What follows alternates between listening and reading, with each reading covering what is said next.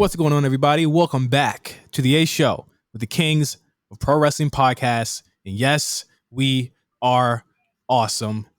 I'm Justin.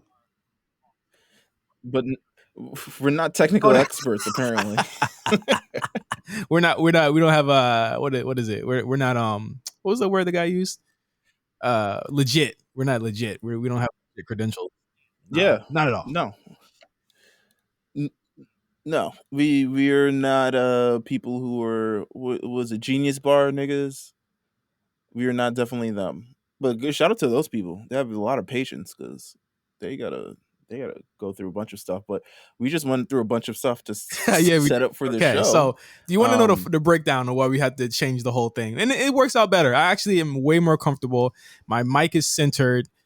You know, this is just it's a better setup. So on Sunday, I should show you my setup. I'll send you my setup. So keep going, on Sunday, it was at night. I was taking a shower. I put my phone on my bed. My laptop was on the floor. My iPhone 13 Pro Max falls on my laptop. My MacBook breaks the screen. I had to emergency buy a laptop. So in the middle of that, as Meelz's phone rings, in the middle of that, I decided I have an iMac. There's like a 2020, and I was like, let's just record off that instead of my laptop. I just feel like it would be much better. I can edit on my laptop. I set it up this morning. It was running fine. We do our mic tests. It doesn't work. For the past 30 minutes, me and Meelz have been trying to get this to work in between just talking as we would usually banter. And, you know, it just ended up, oh, he just sent me the setup. Hold on. This isn't a bad setup. Yeah, but I'm not using the actual board or something. I'm legit in this corner. I'm using a microphone on my computer. There are big actual studio mics right here, and I can't use them because I don't have the USB jazz. So I'm using my own mic. That's a clean picture. That's iPhone 13. That's a little iPhone 13. Did you see that? Did you see how it got everything in? You see how my levels were straight. My blackness was in motion. Your skin looks clear, like brother. What do you use? What's your skincare? It's the light. Okay. It's the light. It's the light. No. My skin is actually clear. I feel like it's genes, to be honest with you, because my mom has really clear skin. My mom's skin is amazing. Like, I don't know. She's 65. She probably wouldn't want me saying her age on this. But yeah, she's just, I was like, damn. Like even my boss today, she was like, "What are you in your like late 20s?" I'm like, "I'm 31." And she was like, "Oh, you don't have that much time." Or something along those lines. Oh my God. No, I mean, it was just tragic, and sometimes when you have to do stuff like that, it's really tough because it's what I call unexpected expenses, and I hate unexpected expenses. Mark always gets on me. Mark and Cyrus get on me about being rich. Listen, I save my money well. I always wanted to get another laptop anyway, so this was just right. So all right, okay. Let me ask you a question. Are you someone who... All right, so I'm assuming you save a lot. You save a lot. Are you someone who believes that if you reach below a certain threshold that you shouldn't be spending any more, even though you have plenty of money? Yes. I spend, I'm not going to say on Mike what my threshold is, but you would look at, of course not. No, they watch you. They think I'm trying to get a job at the E or something. But if you were to look at my checking and savings, you'd say you're fucking nuts. You don't have to. If you were to dip below this much, you're poor. People say if you have zero, you're poor. I'm like, no, that's not how it works. Like, right. I'm weird in that I have a separate savings, but I like for my savings and checking to be like balanced. So it's like the wedding savings crazy right now. You have a comfortable amount where you're comfortable, you're a functioning adult, you're rational, you're all these other things. But if you hit below this threshold, suddenly now you're looking over and be like, why are we spending money on this shit? Why the fuck do I have subscription to Hulu and Netflix? Why do I have, who bought this? I'm returning it a little bit of like, what do that episode of Martin where the Gina bought that toaster. She bought that toaster when they were doing when Martin tried to get the TV and she tried to get a little toaster. No, not even a fucking toaster, a bread maker. Well, here's the thing. I don't have any problems. I didn't have no problems getting this laptop. In certain circumstances, I don't have any problems getting shoes. But if it's certain shit like, fuck, do I want to just go ahead and get some fucking food, a sandwich from this place? I'm like, I don't know. I could. Now, do you have standards? Will you not pay, like, let's for say instance a sandwich? Will you not pay like $12 for a sandwich that you think is not worth the value of $12? If you see something and it's just like, yo, damn, that sandwich, yo, you fucking $12. Fuck out of here. Like, obviously you can afford the $12, but you don't get it. Are you that type of person? No, not often, man. I think there's certain things that I'll be like, oh, for sure, I'm gonna pay that regardless. Cause so here's the thing. So I was in front of Brooklyn Museum. Shout out to Brooklyn, where I live. And of course, because in that area it's a little bit gentry, a little bit gentrified, as I called it. A little gentry.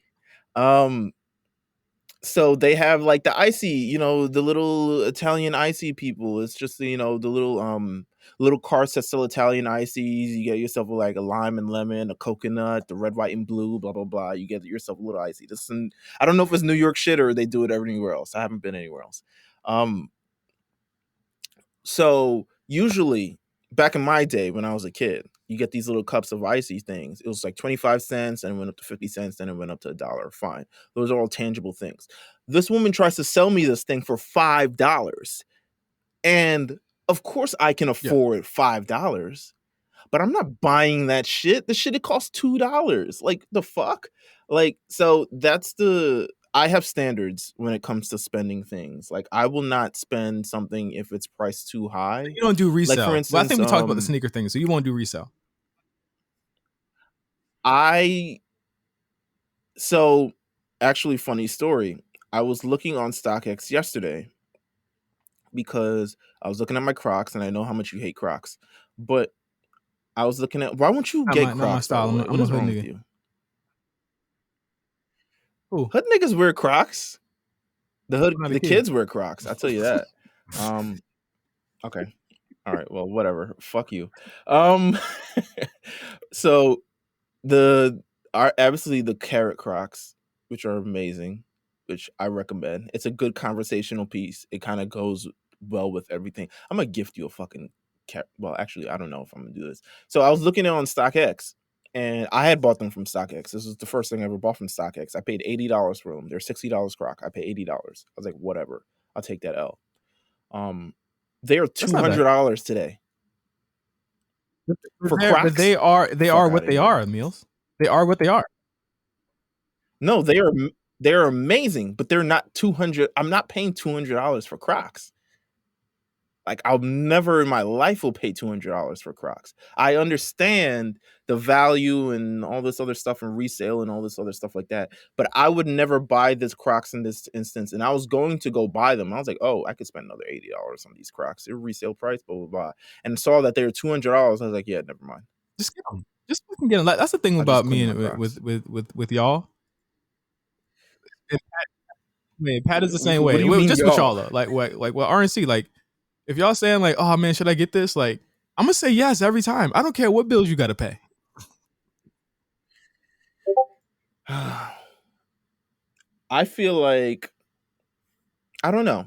I'm just, in terms of my spending methods. Wow, we were really ranting on this, but go ahead. In terms of my spending methods, I don't know. Like, I'm a similar with you. My threshold is a certain threshold. It's not necessarily that like I can't afford it. It's just that I don't like to be. I have an amount where I'm comfortable at that I can move. No, of course, everyone does. I think that the idea, the old antiquated idea that is that you got to put this much in your savings every week. That just don't work for everybody. Like, I would just rather have all my money in front of me. You know what I'm saying? And just look at it. Like, people just have different ways of setting their money. If you had a different way of setting your money, let me and Meelz know. Tweet us. Let us know how you set your money up, man. I mean, yeah. I mean, you can listen. Don't tweet me, DM me, because I don't know. Yeah. People watching. You know what I'm saying? I'm just saying, people watching out here in these streets. So you could DM me. Don't DM me for like I don't got financial that. advice I or don't have anything that. or Yeah. anything of the rather, because I don't got you. I don't got you. You're not them type of niggas. But if you feel us, or if you have any maybe financial tips, saving tips, because I've also been looking at saving and stuff like that. I'm like, yo, what can I get rid of? I don't pay for HBO Max because it comes with my TV, but I really don't want to pay YouTube for TV. I cable can put either, you on so I family would have plan to get YouTube rid of TV. that. Yeah. Really?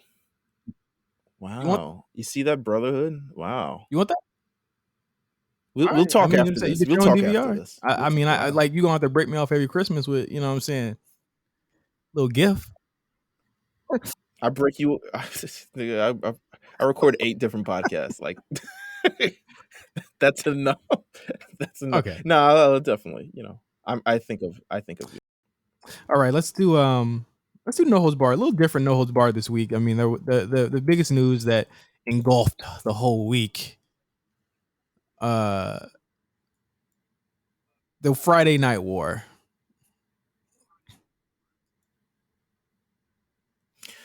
Okay. Let's talk about it, because it was just a fantasy back when we were talking about it a week ago, and then it escalated. It escalated into commercial freeze. It escalated into buy-ins. It escalated into it was great wrestling, I guess. It was a great night if you were a Um, fan. You got 2 really good matches. I mean, low key 3 really good matches on Friday night. One that you could literally just go on YouTube and watch right now in full.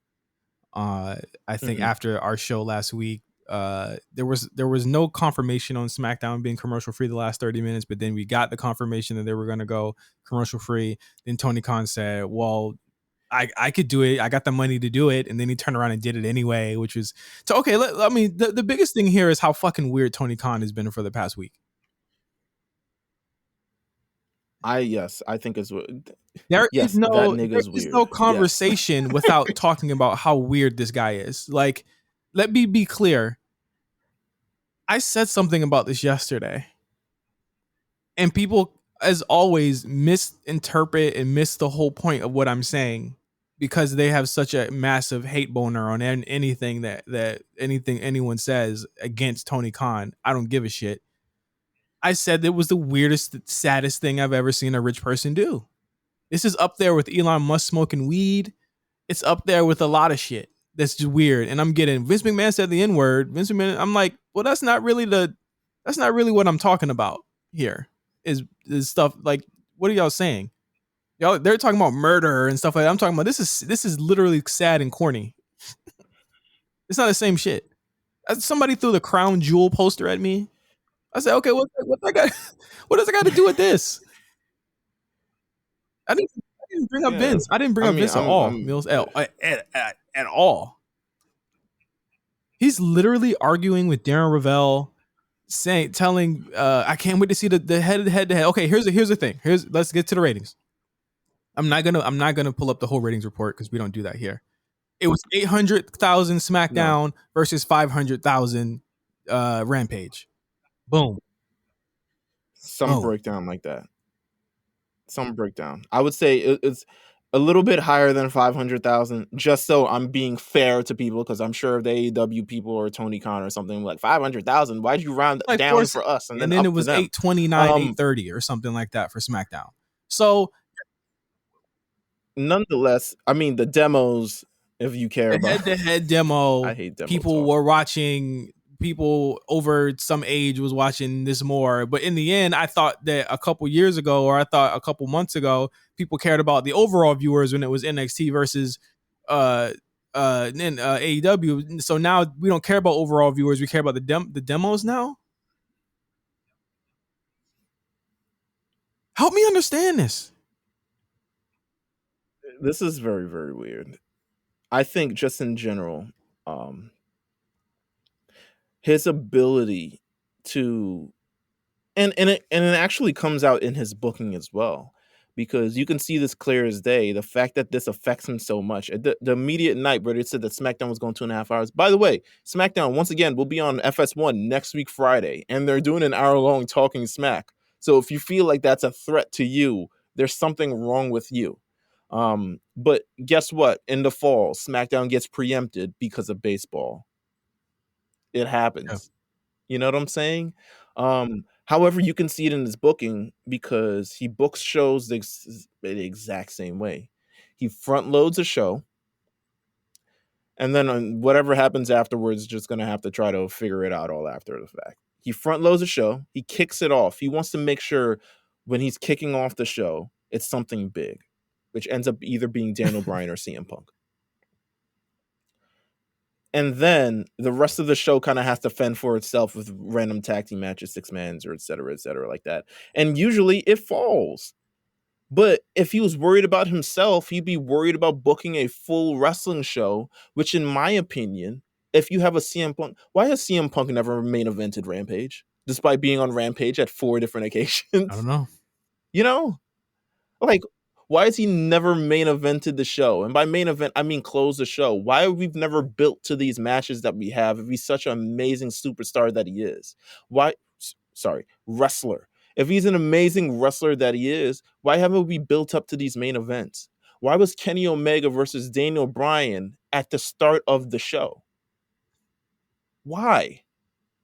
That proves that his focus is on the competition rather than improving his own show. Because you could make the argument that if he had built that show, it probably even would have been higher, to be honest with you. Well, not Rampage. I don't think anyone gives a shit about Rampage. I think people stick around. Maybe people stick around till the 11 o'clock hour. The show's only an hour damn long. If it was that 2-hour Rampage, that 2-hour Rampage was hell. I was sticking around. My thing is this: they changed Daniel Bryan. They changed the Daniel Bryan placement all over the card. I think the most perplexing thing that we saw last weekend was him putting Daniel Bryan versus Minoru Suzuki on Friday on YouTube, an hour before Rampage started. Yeah, I don't know. What was that? I don't even know what got them, because the whole video itself, the VOD, isn't even 1 million views yet. So that just kind of shows you what people really cared about. You gave Daniel Bryan away, and granted, yeah, but you could have put Daniel Bryan on the main show. I would have CM Punk first half hour and then Daniel Bryan second half hour. That would have been your whole show. Yeah, you would have, if you were really trying to rev up and do all that stuff, yeah, and you could have put a women's match in between and stuff like that. But so the idea Daniel, after this, the shows did what they did. Everyone all week was on their fucking pins and needles. The numbers came out as we thought. The real takeaway here is that SmackDown on FS1, less homes, did better than a show that's on more homes. That's the only takeaway that I saw. The demos, the head-to-head, the head-to-head being what it is doesn't mean that they could realistically beat SmackDown. Meelz. I just don't think that that's the case. No, I mean, yes, no, they could not beat SmackDown. Is he thinking? Not in their wildest thinking dreams. that is that I'm? This might be the craziest thing I've ever said. Is he thinking that he wants to put Rampage against SmackDown on a regular day, on Fox? I don't think he could. No, I mean, to be honest with you, considering what Eric Bischoff said, he had comments about this in terms of he's looking at it from standpoint of, nigga, what are you doing? He's looking at it from a standpoint to the words where he said, yeah, you're not trying to replicate the same mistakes as WCW, but in turn, you're creating brand new mistakes. What are you doing? Why are you arguing? And here's my thing. Here's my fucking thing. You are essentially reacting to every single thing. And I think I don't know who said this. I'm so sorry if you said this and you're listening and I didn't get it right. Someone said the worst thing that they could be doing to WWE or to AEW is downplaying them right now. Like it's making them go crazy. Like WWE downplaying them, acting like they're nothing is literally, it's not making a better product. It's making them react in a really kind of crazy way. And it feels as though it's almost like histrionic and mental, the way Tony Khan is acting, almost like this has happened to him in his life and he's trying to get back at it through this. It's looking real crazy right now. What are you arguing with Darren Ravel for?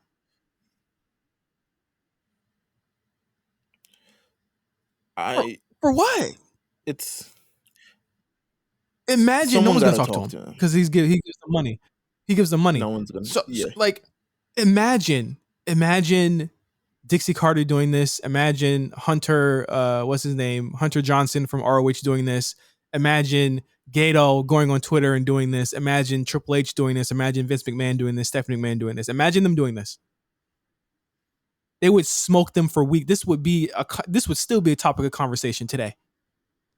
How do you do this? Absolutely. Listen, they still talk about that December 19th, 2008 promo of like, we're going to do stuff great for the business type thing.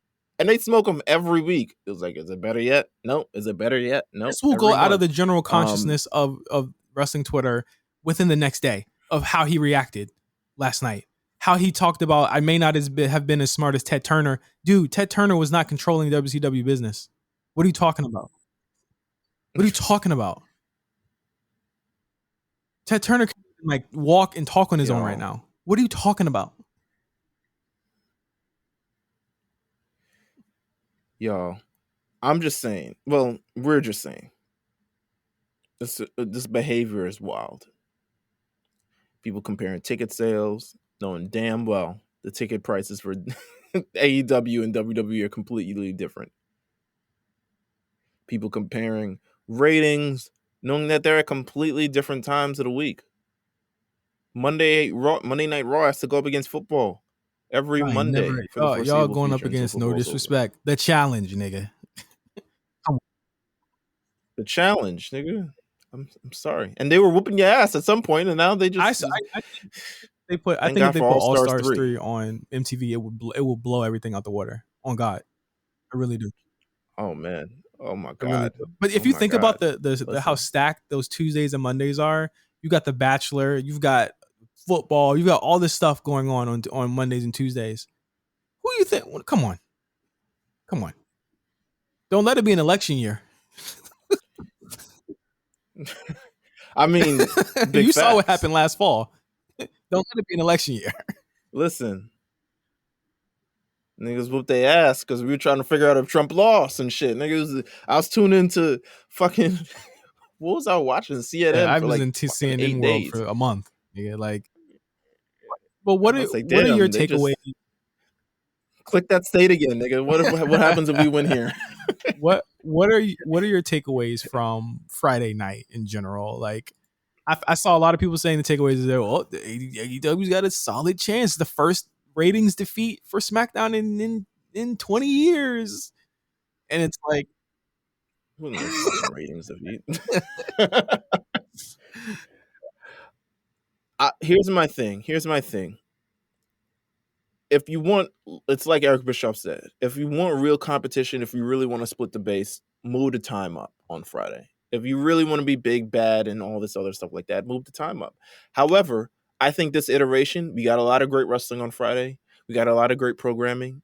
You can't really watch all of it at the same time, nor did I choose to, because Becky and Sasha were going cuckoo bananas on Friday, and I refused to change it to watch CM Punk versus what's my man's name?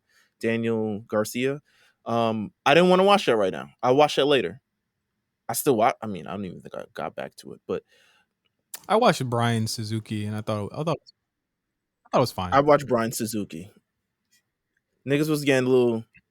The trade in the hits thing got a little old for me. I don't know. Maybe same thing. I knew what I said. What you were gonna. I said it in the Discord. I knew what we're gonna get. We're gonna get forearm strikes, and we're gonna get. Come on, go hit the ropes and do it, and then we're gonna get that 4 times.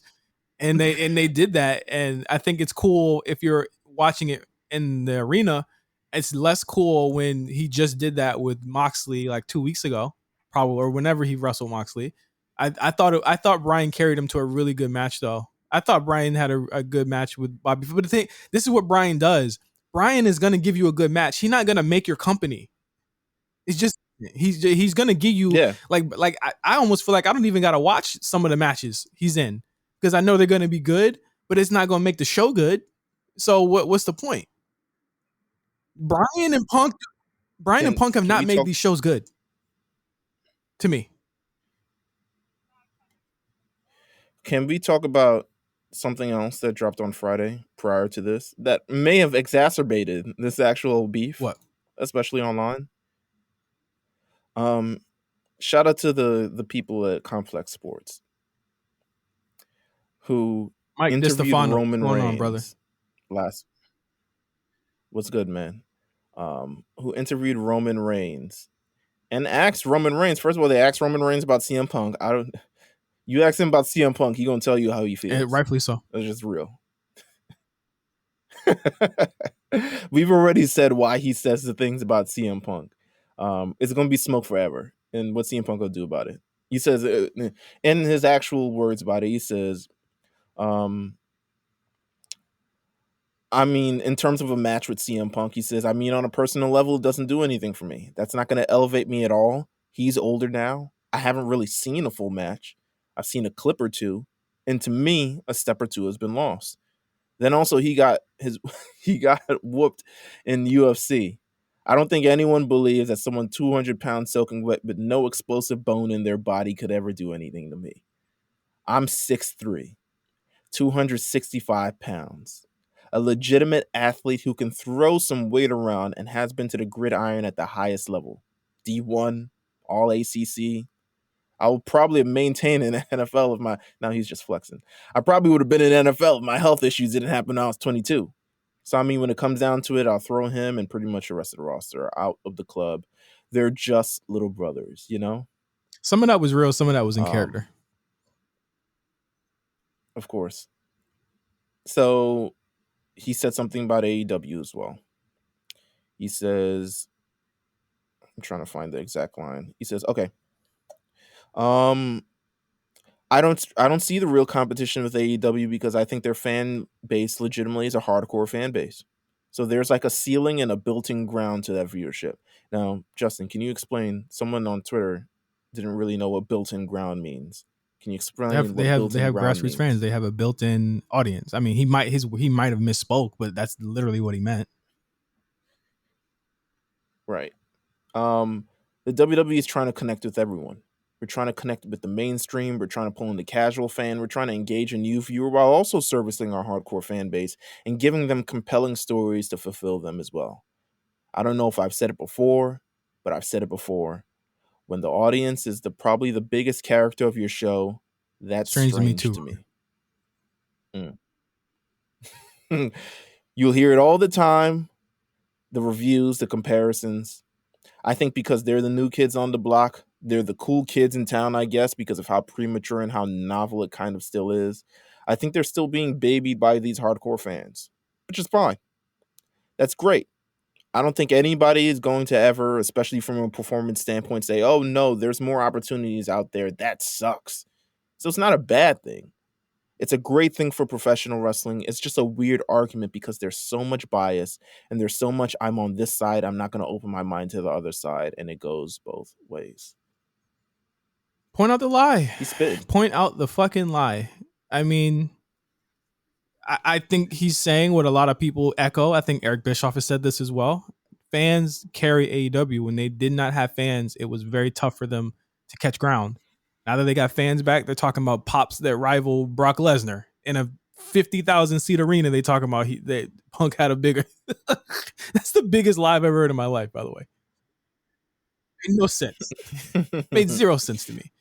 But nonetheless, I think that it did exasperate it, but he was asked a question, you know, the same way Tony Khan says his thing when people ask him something. Roman's allowed to do the same thing. I think Roman's at a level where he can say he's been through the fires and come out the other side, especially when it comes to fan support. Now getting that unanimously, whether it's heel or face, for the first time, you know, in his career like this. Again, I couldn't point out where he was wrong, specifically in the roster. Like they're saying that like Ruby Soho and the Homegirl beat Brock and Roman in the demo, and that's why they were more popular than them. I'm like, I feel like people pretty much probably it's late at night. It's 10:30 almost. Who wants to watch a contract sign? They weren't wrestling. My nigga, who's this demo? You know what I'm saying? Because there's a lot of different other people watching the show. That's why the viewers are higher Yeah, I than mean, the other one, nigga. It's the not total just the views same were niggas. completely like I don't know, but at the end of the day, Niggas who's 50 years old. Sorry if you're not in the demo, but I mean, y'all got niggas on contract who not in the demo as well.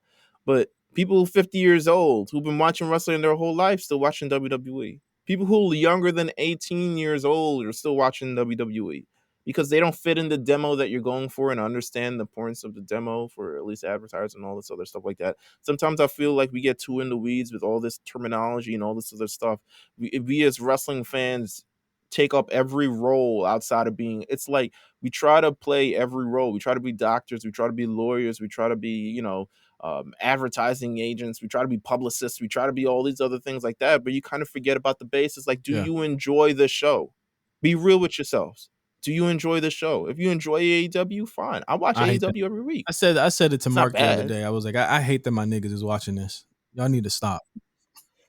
Listen, listen. Challenge is we down bad with the Challenger season. I don't know if you know. Man, I will give you something to watch, yo. Watch Chucky. It's actually really good. Chucky's actually really good. Like, don't watch it Tuesday. Watch it. Chucky's good. Chucky's on, yeah, because Chucky's on when fucking when Monica and Bill going at it on Tuesday. Over. See, like, all right. Last week I was like, yo, this is the craziest episode of TV I've ever seen in my life. This is such bullshit. No one is taking me to Fridays. Fuck out of here. If I'm locked up by the government, I'm getting arrested. I'm not getting detained. I'm not getting nothing. Them niggas said, put a handcuff on that nigga. Take him to our office. It could be illegal. Hold on, let me see if my soundboard is working. That's working? Okay. Yes, I gotta bring that back to the streets. We gotta bring it back to the streets. You got to. But did we have anything else for No Holds Barred? We went pretty deep into. Sasha Banks wants to let us know about why she pulled out of SummerSlam, and she said, and I quote to the New York Post, by the way, "There's no reason. I'm not telling you anything. You're not Oprah. You're not the WWE Network. You're not getting me the views. I'm not telling you my secrets. You can read my book. You can read my documentary when I want to speak about it. Thank you very much." So, we not Oprah. I mean, yeah. Okay. Would she tell Oprah? Would Oprah want to know? Does Oprah know who Sasha Banks is?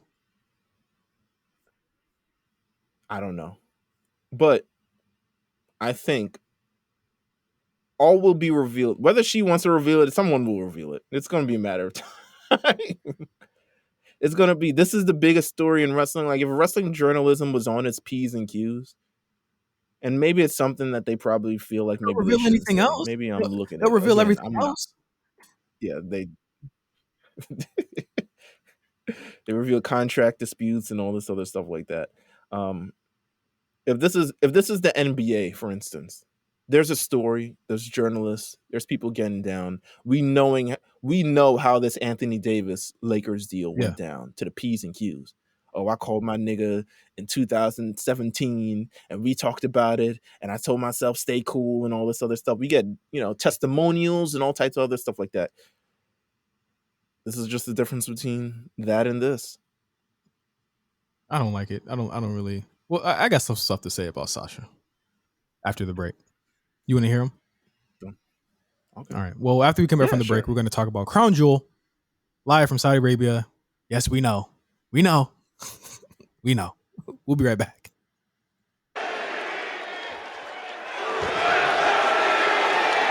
Size 70 cowboy boots up on the table.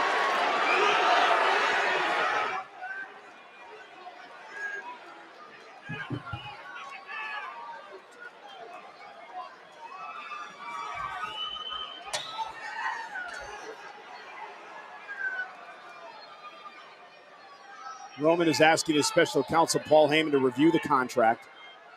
Smart. Never see that. As I'm sure Paul Heyman has many times.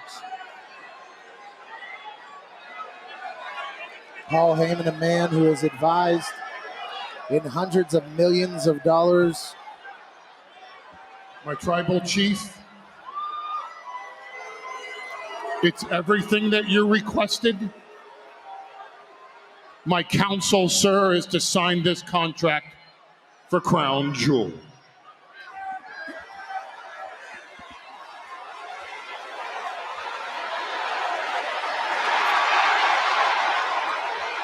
That's half of it done. Roman Reigns has made his end official to defend the championship this Thursday at Crown Jewel. Paul Heyman throws the pen out of the ring. And now it's time for Beast to make this thing official. He didn't even look at it. But he signed it. It's official. I don't think he signed any line. He signed right over that thing. You go tell him. No way. You must be some kind of a dumbass. A big dumb farmer, huh? You just sign it without even reading it? What's wrong with you, man?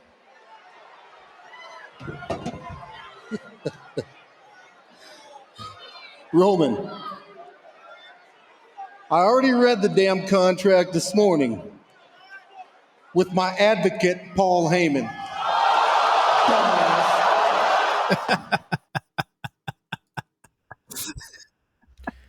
I have a couple things to say about that segment. First of all, why was Michael Cole and Pat McAfee commenting on this like the Pope was showing on up? it like it was a He's box. rolling in. It's just some shit. He's rolling in. I think he's picking up the pen, signing it. You just signed all over the page. Can't feel that. Second thing. That was funny as fuck. It was so. That was big soap opera story kind of like reveal, because it made it sound like Brock Lesnar was sleeping with Paul Heyman or something along those lines. Like that was the type of like like reveal that it was. It's like, and I signed it with him last night, something like that. That's how it kind of felt to me. I don't know. That Roman and Heyman's face. Ah, man, they could have ended the show right there. My nigga, they had 10 minutes to set up. They were like, they got them chicks out of the ring. All right, Becky, get up. Becky, get up. Come on, let's go. Commercial free. Come on, let's go. SmackDown was a go home show. Raw was the go home shows that you've ever seen in your life. So I don't really have much to say on those. No, I don't have much to say. We get in promos that people are coming next week. I was like, I just saw them a week ago, but nice. Yeah, I said nice, cool. They're coming. But let's talk about cool. Let's talk about it. Crown Jewel. Uh-oh. We're here again. In Saudi. Okay. Well, we're here once again. No. Let's be clear. Card wise, this is quite possibly the best Crown Jewel they've ever put on. This is a WrestleMania. This is WrestleMania. and I thought SummerSlam was WrestleMania, but this is like the third WrestleMania. They have spared no expense. And can I say something controversial? This back half of the year for WWE has probably been the best they've had in like 4 or 5 years. This back half of it. I hope that when we are being able to look back at this year, we'll be able to enjoy it. Me too. That's what I think. If we look back on the return to fans, just the vibe, if it's felt good to watch it again. And I think that's where I'm coming from. I like Raw hasn't always been on, but like last month when it was a really enjoyable show to watch. SmackDown's been on, NXT's changed. Like I think a lot of stuff has been going in a positive direction.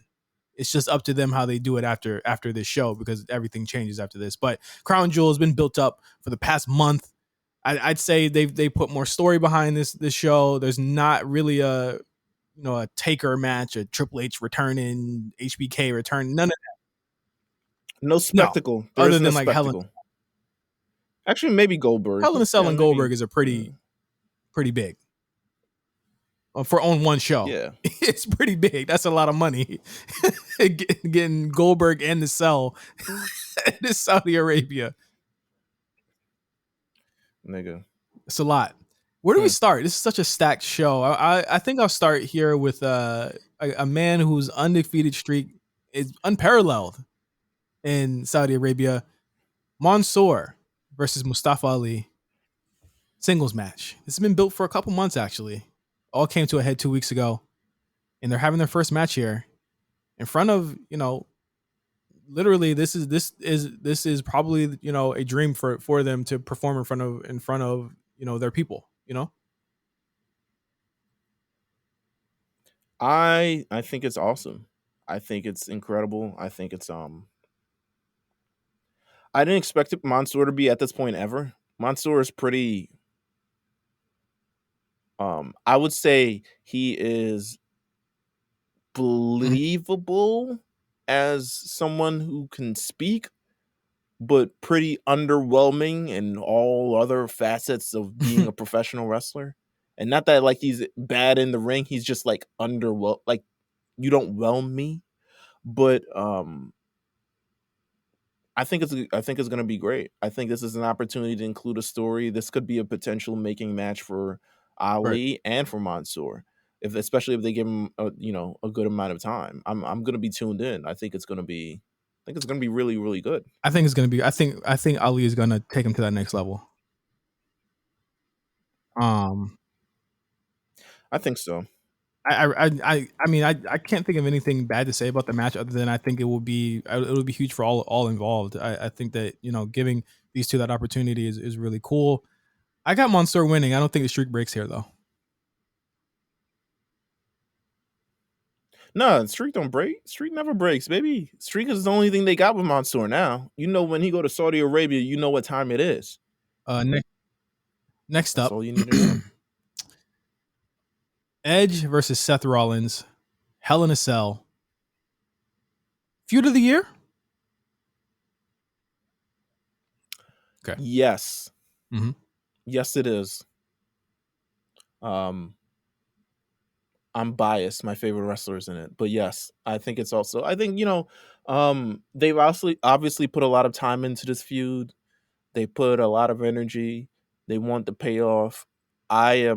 This is going to be the ultimate test of Edge. Edge's body.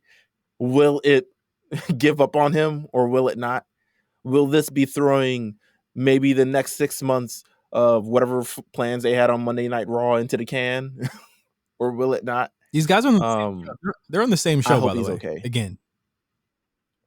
I know. But I feel like they have plans for Edge on Raw, obviously. Maybe something with AJ, maybe something else. And he could get hurt in this match. Yeah. It's Hell in a Cell. Now, when it comes to go ahead. I'm sorry. I want to say one more thing. I hope they can restore the feeling of Hell in a Cell for me. I don't want no lockups. The luster is gone. Yeah, I agree. The luster is gone for me with Hell in a Cell. Hell in a Cell is just something that happens. There are a million Hell in a Cell matches that I don't even remember happening. Did you know that Rusev and Roman Reigns faced in a Hell in a Cell at one point? That's a sad, sad fucking story. So Rusev is a sad performer. Yeah. There you go. Turn it up. Yeah. Don't say nothing else. Keep going. About the winner here. It's tough because with Edge, I don't see him around that often. I would give it to Seth if the idea is that you're going to do Seth Big E in the winter rather. I think Seth, to me, I don't care what nobody says, he's a front runner for that WWE Championship. As far as the heels go on Raw, who's bigger than him right now? As far as heels go, I mean, not much. You could unless you're gonna do. Well, I'll talk about it later. But I think Seth to me is the top heel on that show, and I think that if he beats Edge here, he absolutely deserves it. I think he should beat Edge because I think that there's a more exciting story to come out of that and have Rollins be the top heel, but also give Big E a couple reps as champion.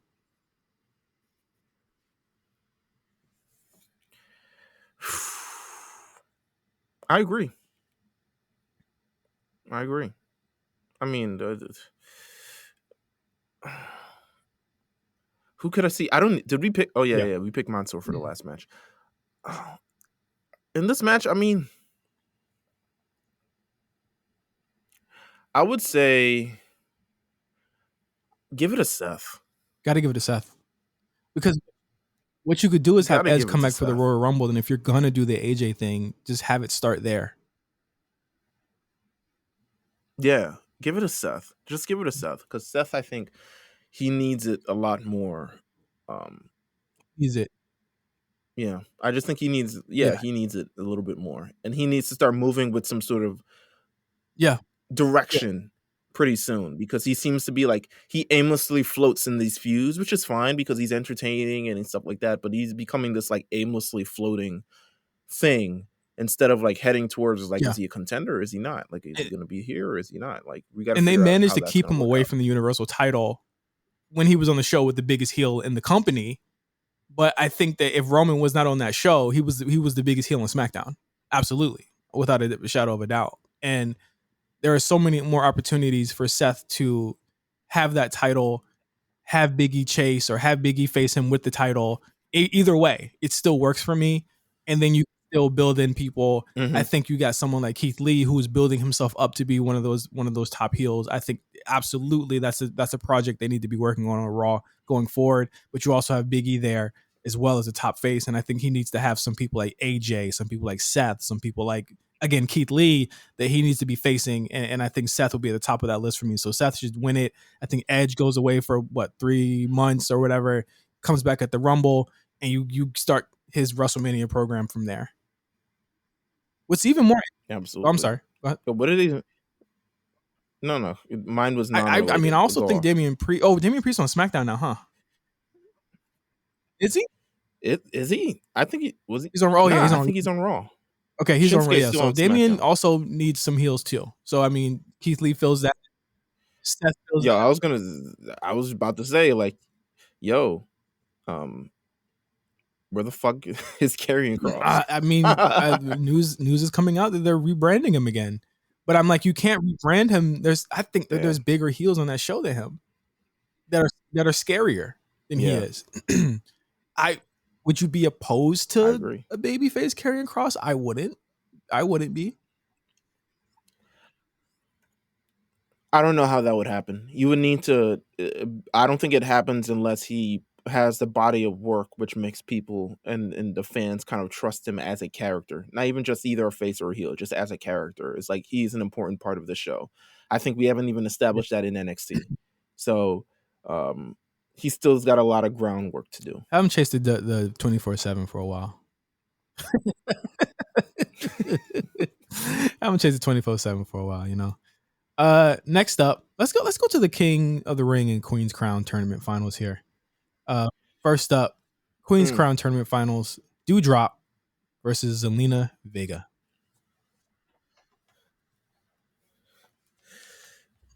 I'll be honest with you. It's very hard for me to picture Zelina winning this match, even though she's good.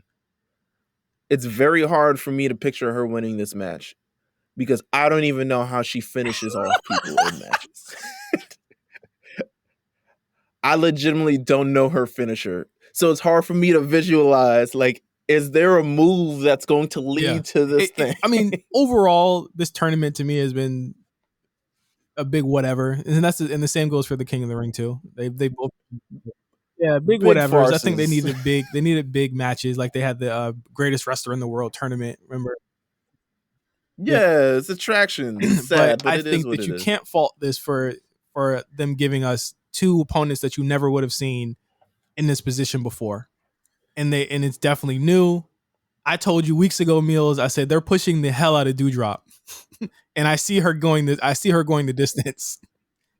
And I see her she's very cute. Yeah, I see her winning this match.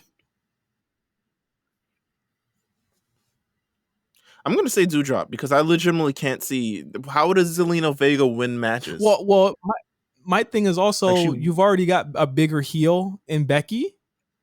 You've already got if you want to start, Raw is heavy on women that could realistically be champion right now. You've got Rhea Ripley still in the show. Nikki ASH is still in the show. Doudrop, they're pushing. They've effectively kind of pushed 3 really top baby faces on this, and Bianca stands at the top of all of them. So it's a great list. Man. So where does Doudrop fit there? She would need to win this in order to be that number 3, a firm number 3. If they're gonna start making, I would only accept this if they're gonna start actually making mid-card women's feuds. And if Zelina and Doudrop is that, I'm fine with that. But what happens when Alexa comes back? Right. Well, Alexa's. Oh yeah, she's on Raw. I mean, we'll see how that kind of goes. I feel like they're definitely leaning into Doudrop because she's embraced what it is. She has been given the silly gimmick and has fully embraced it. And usually for Vince McMahon, it's like, God damn it, pal. Yep. I like her moxie. I like what, and she's not too bad in the ring neither. Yeah, something along those lines. So yeah, I'm giving it to Doudrop. I think it'll be a good match too. I mean, Piper, Doudrop, whatever. She's same wrestler. She's still really good in the ring, and I think she's gonna be able to prove that. Finn Balor versus Xavier Woods. I seen what you said last night, my nigga. Hey, listen, I've got to go with. He's wanted it more. What do you want from me? Man. Listen, man. You listening to me? I'm listening. Finn was a little aggro last night. He said, you saw what happened to me. I need this. Nigga, he snatched that scepter, and I was like, hey, yo, wait a minute now. Hold up. Looked like he had the strap on. Yeah, and then like, Kofi, hold on, nah. The boys hold on. Back, boy. Chill out, yo. We don't got to be doing this. You know, he just playing. I expect a banger. Yeah, I expect a banger as well. Well, here's the thing. I know you're going for Xavier, but coming out of this, right, it would be cute for King Xavier. Xavier, of the 3, has had much less singles accolades. That goes without saying. That's because he's rich. That nigga's rich. What the fuck I need fake adulations for, nigga? I got real money. I think that just overall, that would be a good look for him to be King Xavier. That's fine. But you know how they do King of the Ring, Meelz. You know how they do it. I know. You know how they rock King of the Ring. Listen. And they always give it to someone who is on the verge or going to become a heel. Listen, my argument is, this has been the blackest year in WWE history by far. This has been the agenda is incredibly strong this year. And it's nearly unstoppable, if you want to keep it real. We have won matches that I would have never thought we would have come out on top. Never. Champions to champ. I can't remember the last time a black champion beat a black champion for a belt than this year. And it happened it happened with Big E and Apollo. It happened with Bobby and Big E. It happened with Carmelo and Swerve. Like, this is the year of the NIGGA, my nigga. This is here's the year of the nigga. Xavier Woods got this in the bag. But you know what else is stopping me from saying this? He's going to SmackDown with his tag team partner, and they're not going to be singles. Finn is going to be on Raw, where they desperately, and I feel like they really should do this, they should turn him into the Prince, or now the King Balor would be the natural progression of this. I can see the shirts already. I can see the merch already. King Balor, look at the babyface side for Raw. You've got your Big E, you've got your Damian Priest, you've got your RK Bros, you've got all of that. They're a little light on the heels. So if you give me Seth, you give me maybe Keith Lee when that's time, you give me Finn, that's a solid heel to babyface roster right there. It's a realistic one too. I think Finn snaps. Listen, in Saudi Arabia, or he starts to snap. Either way, we can't lose. I feel like just either way, the show's gonna win. I'm gonna pick Xavier Woods. I think he's clamored for it. He really, really wants it. This has been the year of the nigga in WWE television. Yeah, I'm going for that. I'm gonna go for Finn. But like you say, either way we win. We both love both these guys, and I think for as far as a finals, I would have never thought this would have been the finals either. So applause to them for actually swerving us in a way. But I mean, we all thought Finn was gonna do it. I thought we were kind of scared about the gender thing, but it happened the way that I said it did. So give me my flowers. Kofi got him back. Got him back for what they did to him last week. So give me my flowers. Thank you. So we got Finn Balor versus Xavier Woods. So let's do it. Next up, Big E versus Drew McIntyre for the WWE Championship in a match that is the biggest foregone conclusion ever. But we're not looking at it again. We're not looking at it from the sense of it being the foregone conclusion. I'm looking at this match as a sense of this is time for Big E to face the big match Drew, the guy who has not missed. I want some of that to rub off on Big E. You know what I mean? It's going to. He has no choice. Drew has been on a tear for almost 2 years, and he's going to be on a bigger tear on SmackDown. Trust me, what he got up there. I need Big E to kind of step that up to where Drew is match-wise. And I think this match is going to bang because Drew don't miss. DDM. Huh. The real DDS. The real DDM. Drew don't miss.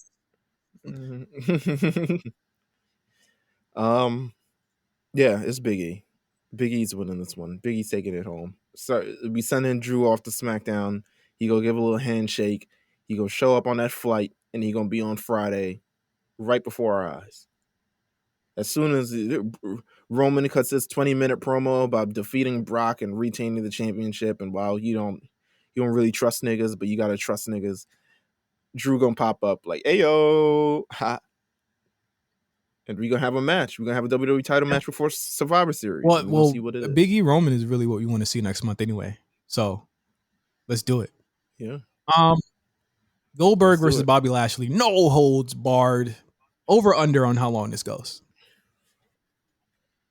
What was SummerSlam? It was like 9 minutes, right? Wrong.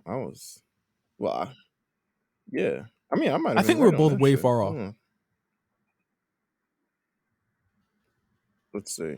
SummerSlam was 7 minutes. I'll go 7 again. Yeah, I'll go 7 again. I'm gonna be 7 seems to be the sweet spot. Yeah, he does look good. He looks good. I'm gonna be like, Bobby, hurry up and get that table. Hurry. Yeah. Goldberg looks good. I mean, I made my jokes on Twitter last night, which is funny. But, I said, I can't believe they're the same age. God. But Goldberg looks good. Do you think we're going to see an actual murder on TV? Or it's Crown Jewel, so anything can happen. But I hope not. I feel like if Goldberg murders Bobby Lashley on TV, we're having another big black wrestling media. Black wrestling draws. Argument. See how they do niggas on TV? You see how they really do niggas? I got Goldberg winning this. I had always imagined or foresaw that he would get his comeuppance at one of these big shows. He's got like what? Yeah. I hope he takes his son too. I hope his son is out of school and he gets to take him. They homeschooling, baby. They at home. No, he's in Georgia. No, they ain't at home. They got these niggas going to school. Yeah, I think this is the last that we'll see Goldberg before Mania or something like that. He's got one more match left on his contract. This would be like the third one. So yeah, I see him coming back for one more, maybe Royal Rumble. I think that'd be fun. If he feels good, I feel like he's gonna stay longer. I always feel good. That's what he's gonna. Yeah, that's the wrestling thing, man. He's like, yo, my bones still work. It just is what it is. We got to wrap All up right, because I'm I got to sorry. get out of here. So. RK Bro versus Okay. AJ Styles and Omos. I'm tired of this, to be quite honest with you. I'm completely tired of this. Yeah. Get me out of here. I agree. RK Bro wins. I just can't see a world where AJ Styles and Omos get these fucking titles again. I'm tired of them. I'm gonna say AJ Styles and Omos Oh wins. I'm gonna say God, that. please! I'm honestly tired of them as a tandem right now. I don't want Give to break Omos them up something already. to do. But We waiting till Mania again, man. it's the issue of like AJ is having the same matches over and over. One, he's not, you know what, singles wise he's not, but tag team wise they are, and I think that it's not really benefiting him at all. Yeah, but I think we building AJ versus Really? Omos at WrestleMania. We gotta be. It's either Randy and Riddle or AJ and Omos. I don't think Randy and Riddle will break up and it'll be like a bad split. I think AJ and Omos is definitely. I mean, give the Profits the titles already. That's how I feel about it. Like, just get them there. True. Triple threat for the SmackDown Women's Championship in the strangest circumstances. Okay, so this is how I'm gonna say the match, and I'm gonna tell you what I think about it. Right? Becky Lynch versus Bianca Belair versus Sasha Banks. Two of these women are on the same show. One of them are not. I don't think. Hold on. I don't think Sasha's winning this match. Yeah, here's the thing. But she's the only one who's beaten both of them in the past 2 weeks, though. So they certainly. I do think Bianca will probably get her win back here and trade with Charlotte, and Sasha will go on to SmackDown without the title. I don't think that it is conducive to the show to have Sasha be your top champion again. Sasha will give you great matches. She's not going to give you a great story. I think Becky is going to win, and she's going to trade titles. Whatever happens, Charlotte's getting her titles traded. Whatever happens. Yeah. Charlotte's getting, it's going to be reign number like 15 for her. She's like, ooh, I didn't even have to try this time. Wait a minute. It's a trade happening. And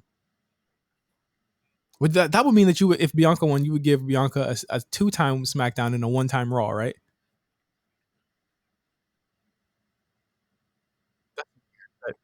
That's so weird. I think Bianca will get her win back on Becky here, and they will continue the feud.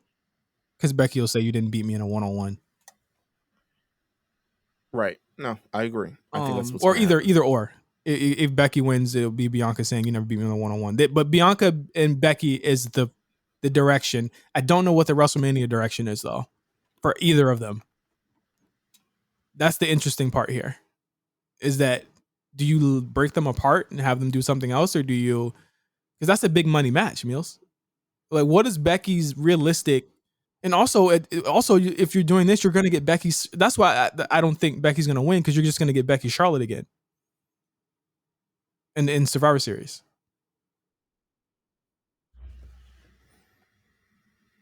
Yeah, I'm not sure. This is the oddest shit to me, and I need to figure it out. But I think we're both in agreement that Sasha's not winning this match. Yeah, Sasha's definitely not winning this match. Well, It's Becky, then Sasha, then Bianca for me. That's the rankings in terms of who I see to win this. I think Bianca's going to win. Okay.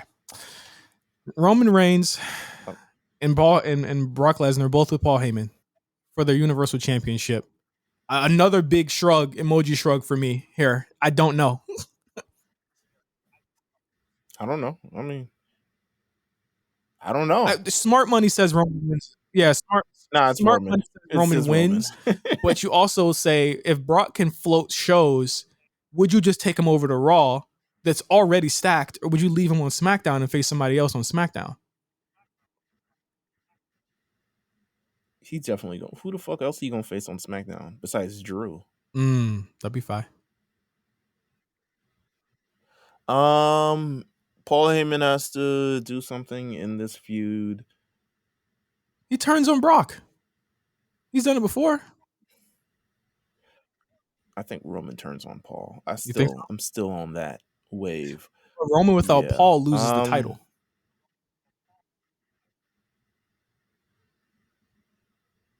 I think we get some dramatics in this. I think we get some dramatics that ultimately leads to Roman Reigns win. And then Brock comes back, and then we do it again. They gonna do it again. There's no December pay-per-view, so Survivor Series is pretty much a buy month for everyone involved. Yeah. So they're gonna do it again. I think at the Rumble or something. Okay, well, that's Crown Jewel, Thursday, 12 p.m. 9 a.m. I gotta wake up early on Thursday to watch this. So, but that's awesome. I gotta work in between all this. So, what? I mean, the Crown Jewel has always been a background thing for me. It's just always been a background thing. So it's never been like I gotta sit down and pay attention. I'm not taking off work. I'm not doing anything. I'm gonna be playing it while I'm at work. And yeah. There you go. Jewel. And that is the A Show for this week. We will be watching. We were not gonna have spaces, but we'll have a full review of the show next week. As always, you have the War Report with Cyrus and Quan. You have a brand new episode for patrons of Spot Callers. Me and Cyrus are reviewing WCW Halloween Havoc 98 2-hour show. So if you want to hear that, subscribe to our Patreon. It's just $5. Just go ahead and sign up to hear that and more. So for Meelz, you got anything else you want to say? That's it. Watch along. We watch Stephanie McMahon versus Mr. McMahon. It's available on the Patreon as we speak. This week also we are rounding out the top 50 of the A list. So make sure you subscribe and you can be part of that before we round out that top 50. Shout out to everyone who's come back. The Lookout is back with myself and Jeff. We'll be talking about it. Great things this week. Next week we're going to be talking about My Hero Academia. Because we got to see the movie pretty early. So we're going to spoil it for you guys. And then shout out to RSPN, which is back this week. NBA is back. Shout out to the Knicks. Going all the way. That's all I got to say. Yeah. Well, we're out of here for next week. For Meelz, I'm Justin. See you guys later. Peace.